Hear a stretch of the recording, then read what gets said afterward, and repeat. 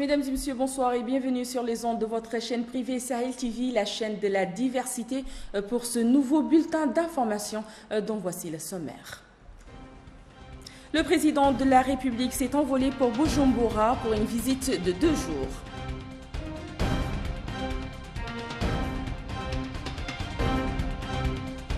Le Rassemblement des forces démocratiques RFD dirigé par Ahmed Dada a organisé le mardi 24 février un meeting populaire. Et puis les locaux de la Fédération de football de Mauritanie IFEFRIM a abrité une cérémonie de remise d'attestation de fin de stage. Merci, mesdames et messieurs, de vous joindre à nous pour le développement de toutes ces informations.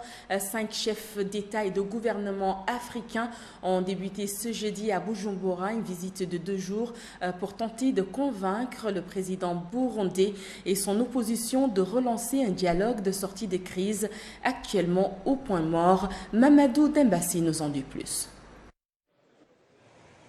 4 présidents et un premier ministre au Burundi pour convaincre Pierre Nkurunziza d'accepter l'envoi d'une force de stabilisation au Burundi.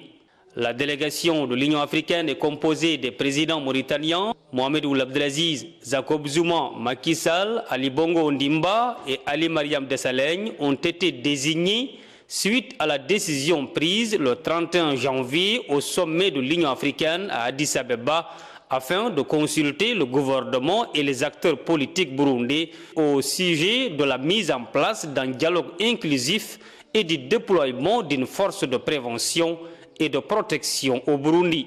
Après 3 jours de discussion, l'Union africaine avait décidé d'envoyer une délégation de haute personnalité pour obtenir le consentement de Bujumbura pour l'envoi d'une force dans le pays. Le gouvernement burundais est réservé, pour ne pas dire hostile, à cette idée.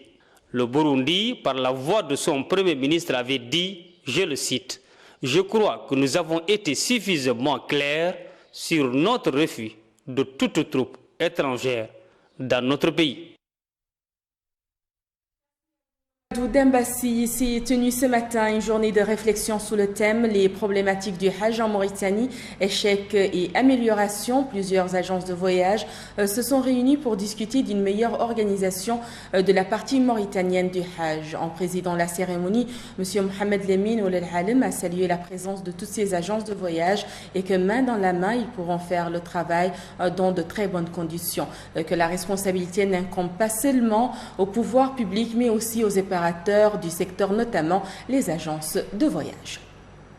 Au cours d'un meeting populaire organisé par le Rassemblement des forces démocratiques RFD, Ahmed Ould Dada a prédit l'imminence du changement, appelant par la même occasion le président Mohamed Ould Abdelaziz à démissionner. L'opposant historique a affirmé en filigrane que son appel est d'autant plus justifié que l'actuel régime a échoué sur tous les plans. Ismaël Mustafa Tandian en reportage. La présence est sans commune mesure avec les 3 dernières manifestations du Forum. Tout pôle réuni, le discours tranche aussi. Si au Forum, les appels du départ du président Mohamed Ould Abdelaziz ont laissé place aux demandes de dialogue, le président du RFD, Ahmed Ould Dada, exige la démission du président et lui promet en contrepartie de ne pas être poursuivi par le peuple, s'il le fait aujourd'hui ou demain. Et dans son discours, nulle place pour le dialogue. Revigoré par les acclamations, le président du RFD apporte son soutien à toutes les manifestations de mécontentement face au régime, surtout la campagne contre le maintien des prix du gasoil. Il appelle même les usagers à arrêter leur voiture le lendemain jeudi à midi en pleine chaussée pour marquer leur mécontentement. Pour les observateurs qui suivent les actualités du RFD, on ne peut que se rappeler le dernier meeting du parti de Ahmed Ould Dada le 25 février 2013. Presque 3 ans avant, il demandait alors sur le même ton le départ du président. C'est l'heure pour Mohamed Ould Abdelaziz de quitter le pouvoir. Et toujours la même promesse de ne pas le poursuivre s'il le faisait. À l'époque, aussi le RFD entendait faire la différence avec les compagnons de coordination de l'opposition démocratique dont certains membres s'apprêtaient à participer aux élections annoncées pour quelques semaines après. Presque 3 ans séparent les 2 prises de parole publiques et le problème reste le même.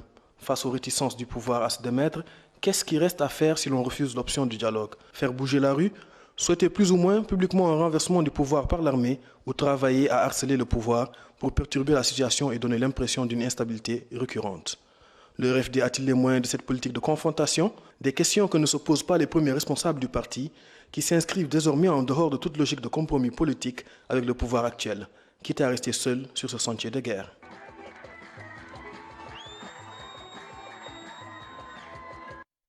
Le Laboratoire national de contrôle de la qualité des médicaments a organisé ce jeudi matin à Nouakchott, en collaboration avec le ministère de la Santé et certains partenaires, un atelier sur la présentation des documents du système de management de la qualité du LNCQM pour la préqualification des laboratoires chargés du contrôle pharmaceutique. Parmi les plus importantes de ces mesures figure la création d'un laboratoire du contrôle de la qualité répondant aux qualifications requises au plan international, en plus de la publication d'une série d'arrêtés pour soutenir et dynamiser l'arsenal des procédures existants, ainsi que l'aménagement des importateurs, des pharmacies et des dépôts à respecter les dispositions du cahier des charges. Le directeur du laboratoire national de contrôle de la qualité du médicament, Dr Cheikh Boutar Oul Segan, a mis en exergue le souci du laboratoire depuis la création de contrôler les médicaments périmés ou faux et de garantir que le LNCQM accomplisse sa mission dans de bonnes conditions. Les locaux de la Fédération de football de Mauritanie, FFRIM, a abrité hier une cérémonie de remise des attestations de fin de stage à 32 entraîneurs. Fatima Tade Haché était sur place. La Fédération mauritanienne de football FFRIM a organisé une cérémonie de remise des attestations de fin de stage au profit de 32 entraîneurs. Cette cérémonie conclut un stage de formation d'entraîneurs catégorie C de la CAF organisé par la FIFA en collaboration avec la FFRIM. Le président de la FFRIM a loué dans son discours la solide coopération qui existe entre la Fédération nationale de football et la FIFA, grâce à laquelle cette présente de formation sur laquelle d'importants espoirs sont fondés a été organisée. Il a ajouté que le présent stage intervient après le premier organisé en 2012 et dont certains de ses participants viennent de passer la licence B. Le cycle se poursuivra prochainement pour doter nos clubs et structures de techniciens suffisamment formés et à même d'impulser un renouveau pour notre football, a-t-il dit, avant d'exhorter aux participants de cette formation à mettre à profit les solides connaissances acquises tout au long du cours pour insuffler un sang nouveau à notre football. Pour sa part, le vice-président de la fédération a appelé dans son intervention les bénéficiaires du cours de haut niveau à tirer le maximum de profit de cette formation afin d'assurer aux joueurs des équipes nationales, clubs et autres structures de la fédération la meilleure préparation physique possible. Il a aussi insisté sur l'importance de la médiatisation du football. L'occasion aussi pour les participants de cette formation d'exprimer leur gratitude et manifester leur joie. C'est dans ce sens que l'un des participants nous livre ici ses impressions. Alhamdulillah, on a suivi une formation de 10 jours avec la licenciée et les instructeurs de CAF. C'est un grand plaisir aujourd'hui de faire la licence, d'être parmi eux, car c'était très important. Un entraîneur sans diplôme, ça ne veut rien dire. Donc on est là, on apprend, on a fait 10 jours pour essayer d'améliorer le football mauritanien. C'est ça notre objectif. On a parlé beaucoup du football, par exemple des endurances, la coordination, tout ce qui est football, on l'a parlé dans les 10 jours, bien détaillé avec des professeurs qui ont bien expliqué les choses.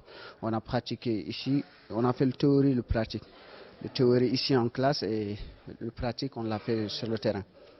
Il faut dire que 10 jours durant, les participants ont suivi un programme chargé de cours théoriques et des séances pratiques sur les techniques d'entraînement, la pédagogie, la psychopédagogie et les techniques de prise en charge des joueurs, âges et de différents niveaux. À noter que les cours en question ont été ponctués d'une évaluation suivie des diplômes pour ceux qui ont réussi, à savoir des entraîneurs issus de cette formation. Merci à vous Fatima Tade Haché. Place maintenant l'actualité internationale en bref et en images avec Ba Abdoulaye Falilou. Au Niger, dernière ligne droite avant les résultats de la présidentielle et des législatives du week-end dernier. Ils sont attendus ce jeudi, selon la Commission électorale nationale indépendante. Mais mercredi soir, les blocages persistaient encore dans la compilation des chiffres au niveau des communes. Le téléphone rivé à l'oreille, les responsables de la CENI ont passé une partie de la soirée de mercredi à presser leurs équipes régionales afin qu'elles rendent au plus vite leurs copies. L'objectif, avancer dans les procédures pour pouvoir donner au plus vite les résultats complets des élections présidentielles et législatives qui se sont tenues dimanche 21 février 2016. La nuit dernière, le président de la CENI se disait néanmoins confiant et espérait pouvoir donner les résultats complets des élections d'ici ce jeudi soir, conformément au chronogramme que la commission électorale s'était fixé. Les pays des Balkans tentent de faire front commun pour gérer la crise des réfugiés. Leurs ministres de l'Intérieur se sont réunis mercredi 24 février à Vienne. Ces pays continuent de vouloir freiner les flux migratoires. Résultat, c'est en Grèce, pays qui n'était pas convié à leur réunion, que les gens se retrouvent bloqués. Une situation difficile à gérer pour Athènes et qui crée deux réalités bien différentes. De l'autre côté de la frontière, côté macédonien, avec très peu d'entrées par jour, l'ordre règne. Au Japon, 5 ans après l'accident de la centrale de Fukushima survenu le 11 mars 2011, l'opérateur TEPCO admet pour la première fois avoir minimisé la gravité de l'état des réacteurs. TEPCO avait attendu plus de 2 mois avant de reconnaître que les cœurs de 3 de ces 6 réacteurs étaient entrés en fusion et avaient fondu. L'opérateur de la centrale présente ses excuses pour n'avoir pas reconnu plus vite toute la gravité de l'accident nucléaire le plus grave depuis celui de Tchernobyl. TEPCO aura attendu plus de 2 mois avant de reconnaître qu'un tel processus était bien en cours.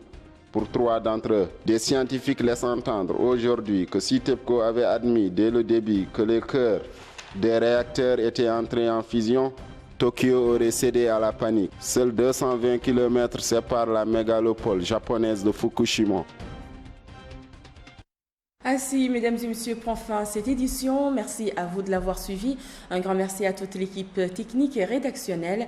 Avant de nous quitter, comme chaque soir, place au rappel des titres. Le président de la République s'est envolé pour Bujumbura pour une visite de 2 jours.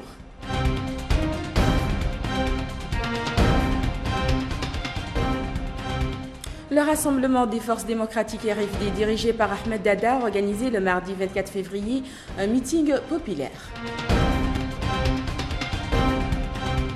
Les locaux de la Fédération de football de Mauritanie FFRIM a abrité une cérémonie de remise d'attestation de fin de stage. L'information continue sur notre site www.sahel.tv. Quant à moi, il ne me reste plus qu'à vous souhaiter de passer d'excellents moments en compagnie des programmes de votre chaîne privée Sahel TV.